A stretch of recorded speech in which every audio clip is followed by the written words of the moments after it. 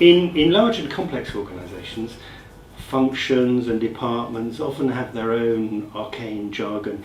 Is that true of business architecture? And indeed, if you're working across functions and across departments, how do you translate and communicate between these different functions?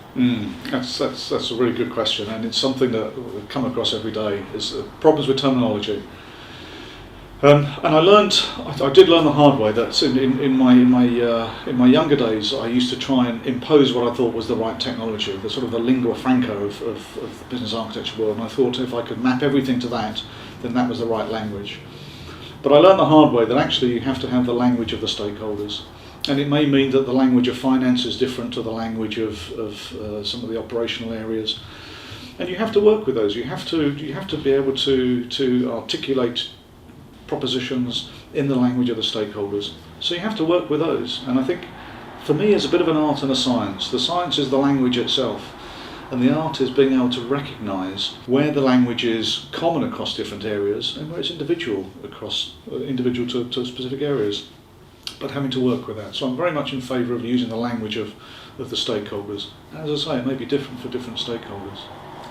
I can see that the value and the benefit of connecting or using business architecture to connect different processes across the operational aspects of the business. How do you begin to push this up into the strategic levels of the business and get C-level managers and senior leaders to really understand what you're doing and engage with it?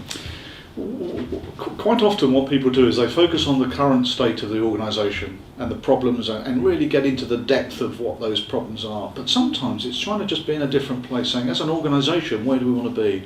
And being able to use the right sort of tools to articulate those opportunities. So it's taking a very broad view. One of the things I like to do is use, for example, a business capability model.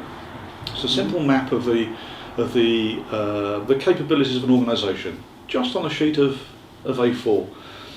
And all the stakeholders, all the key stakeholders of the organisation can relate to it, because you've got financial management, you've got customer relationship management, you've got business strategy, you've got technology delivery, you've got all of those, you've got all the operational aspects on that one sheet, and people can relate to it. And if you can then overlay on that where they think, where value lies, where the revenue can be generated, where the costs are, where the opportunities are.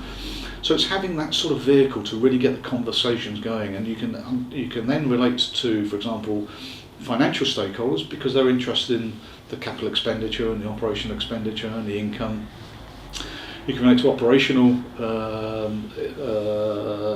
directors about generating customer value and operational efficiency and so on, as well as looking at shareholders and where shareholders will get value. So it's just being able to have the right tools to think, actually thinking more forward rather than thinking about documenting current systems and relationships between systems. And when I say systems, I mean systems in a broader sense, not just technology systems. Sure.